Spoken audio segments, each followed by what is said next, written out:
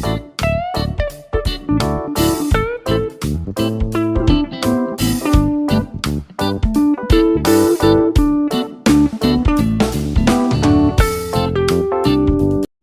everyone, welcome back.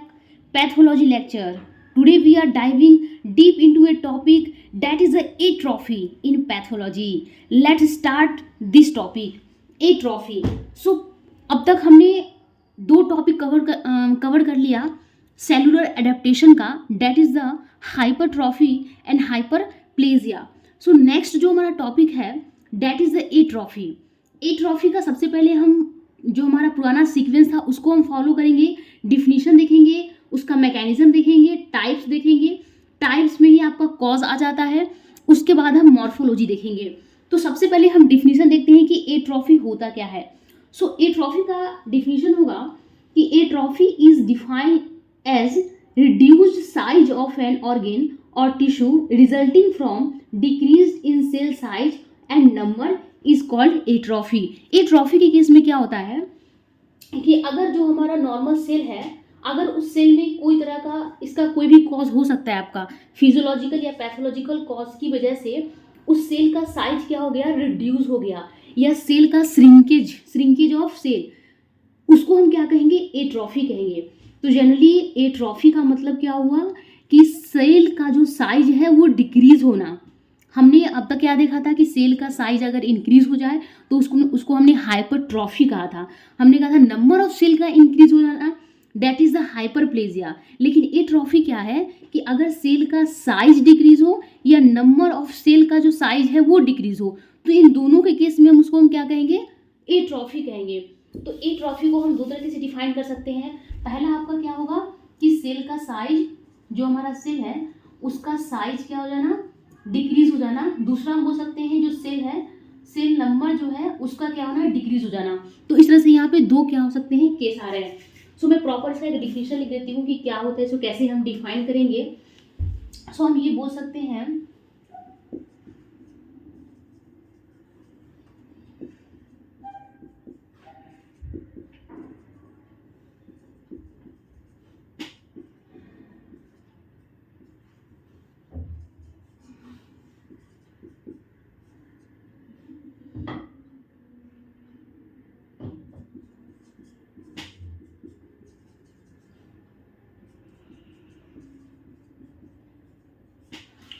इस तरह से हम इसको लिख सकते हैं, इसका डिफिनेशन लिख सकते हैं कि decrease in cell size and number of cell is called atrophy. Okay, अब हम जनरली देखेंगे कि जो आपका एट्रॉफी होता है वो उसका अब डायग्राम देखते हैं कि इसका डायग्राम किस तरह से होगा.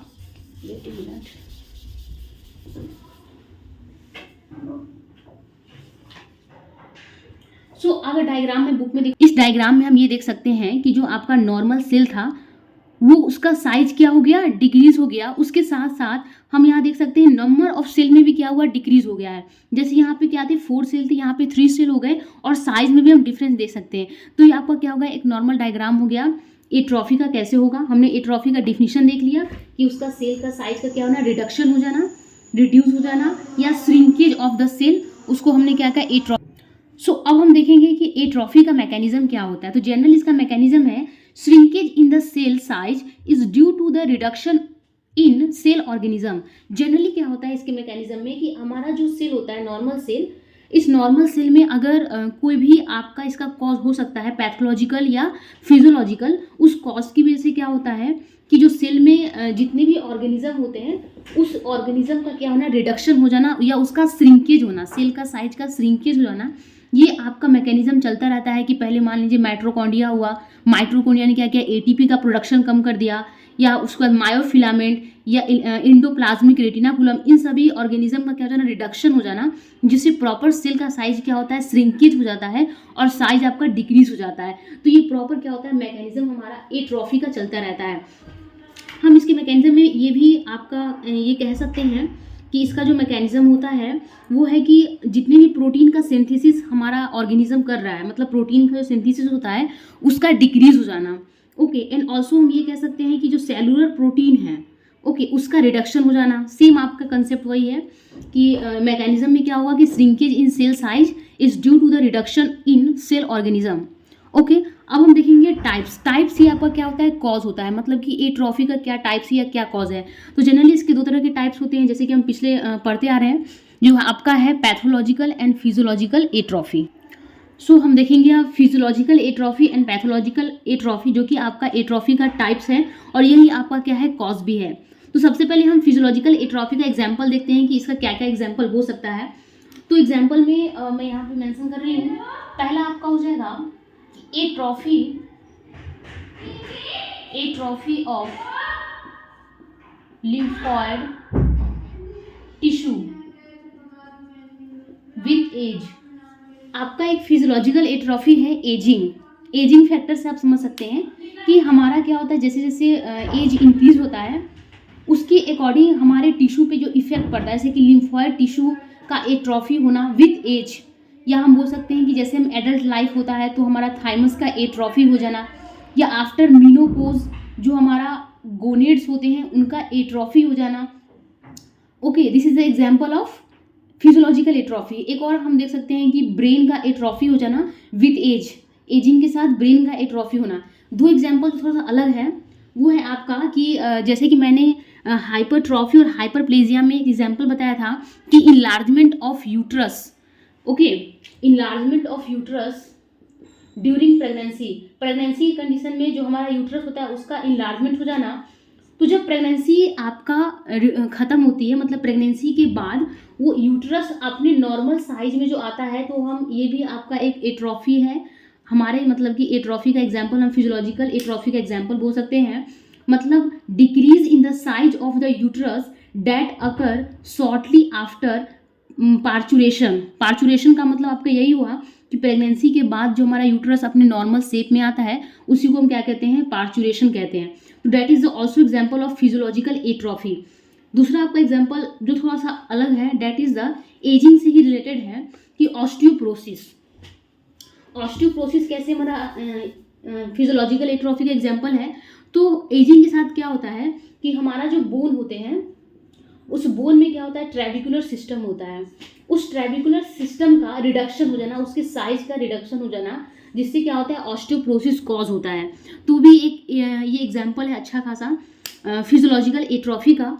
तो हमने फिजियोलॉजिकल एट्रोफी में जो एग्जांपल देखा वो पहला था कि एजिंग इफेक्ट, एजिंग में क्या था, लिम्फोइड टिश्यू का एट्रोफी हो जाना।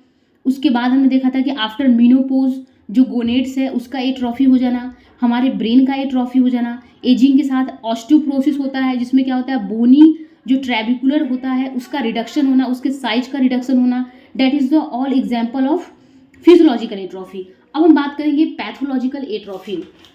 सो पैथोलॉजिकल एट्रोफी की अगर हम एग्जाम्पल देखेंगे तो पहला आपका एग्जाम्पल है that is the starvation atrophy. Starvation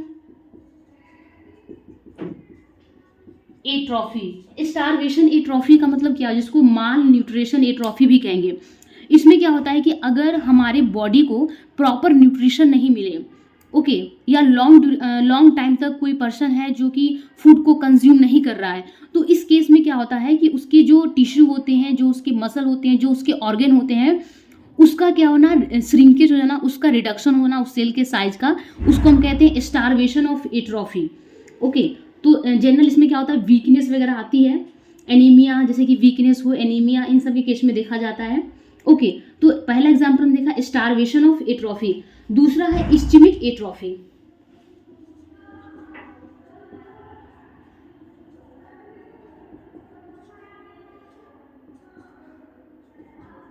okay, दूसरा एग्जाम्पल है that is the ischaemic atrophy. Ischaemic atrophy का मतलब क्या हुआ कि अगर हमारे टिश्यू, सेल या हमारे कोई भी बॉडी के पार्ट में प्रॉपरली ब्लड सप्लाई नहीं हुआ, तो उस ब्लड सप्लाई के नहीं होने से हमारे ऑर्गन का या टिश्यू का क्या हो जाना, रिडक्शन हो जाना, या हम बोल सकते हैं उसके साइज का श्रिंकेज हो जाना, उस सेल का श्रिंकेज हो जाना। That is the ischaemic atrophy का एग्जाम्पल। जैसे कि मान लीजिए कि ये हमारा किडनी है, ओके, ऐसे एग्जाम्पल के लिए मान लीजिए दिस इज आवर किडनी, दो हमारे साथ किडनी है, ओके, अब यहाँ पे क्या हुआ कि किसी कॉज की वजह से जो हमारा ये रीनल आर्टरी है, जहाँ से पूरे हमारे किडनी को, ओके, इस किडनी को जो पूरी ब्लड सप्लाई मिलती है, नहीं मिली। इस आर्टरी में क्या हो गया, ब्लॉकेज हो गया किसी भी कॉज की वजह से, फिजियोलॉजिकल या पैथोलॉजिकल कॉज की वजह से मान लीजिए। तो रीनल आर्टरी में ब्लॉकेज की वजह से इस हमारे जो किडनी है, मान लीजिए राइट साइड की किडनी है, उसको प्रॉपरली न्यूट्रिशन नहीं मिला, तो एक लॉन्ग ड्यूरेशन के बाद क्या होगा कि इसका जो साइज होगा वो इसके कंपेयर में, ये तो साइज नॉर्मल रहेगा लेकिन इसका साइज जो है इससे छोटा हो जाएगा। ओके, मतलब इसका रिडक्शन हो जाएगा। उसको हम क्या कहेंगे, इसका साइज का क्या हो जाएगा, रिडक्शन हो जाएगा। इसको हम क्या कहेंगे, that is the ischaemic atrophy. Okay, मतलब ब्लड सप्लाई के प्रॉपर नहीं होने की वजह से सेल का रिडक्शन हो जाना, श्रिंकेज हो जाना, that is the ischaemic atrophy. अब हम तीसरा एग्जांपल देखते हैं। तीसरा एग्जांपल आपका हो जाएगा that is the neuropathic atrophy. Neuropathic atrophy के केस में क्या होता है कि आपका किसी वायरस या मे बी किसी बैक्टीरिया की वजह से अगर हमारा जो नर्व है वो आपका डैमेज हो गया, जैसे कि एक डिजीज होता है इसको पोलियोमेलाइटिस कहते हैं। पोलियोमेलाइटिस जो है आपका, ये क्या होता है कि आपका एक पोलियो वायरस होता है, उसकी वजह से कॉज होता है। इसमें क्या होता है कि हमारा जो नर्व होता है वो डैमेज हो जाती है। तो वायरस की वजह से हो रहा है, नर्व डैमेज हो जा रही है, तो नर्व डैमेज हो जा रही है तो मसल जो है उसमें प्रॉपरली क्या होता है, कंडक्शन नहीं हो पाया, जिससे क्या होता है मसल में एट्रोफी हो जाता है। तो ये आपका है मतलब कि न्यूरोपैथिक एट्रोफी का एग्जाम्पल है, जो कि पैथोलॉजिकल एट्रोफी है।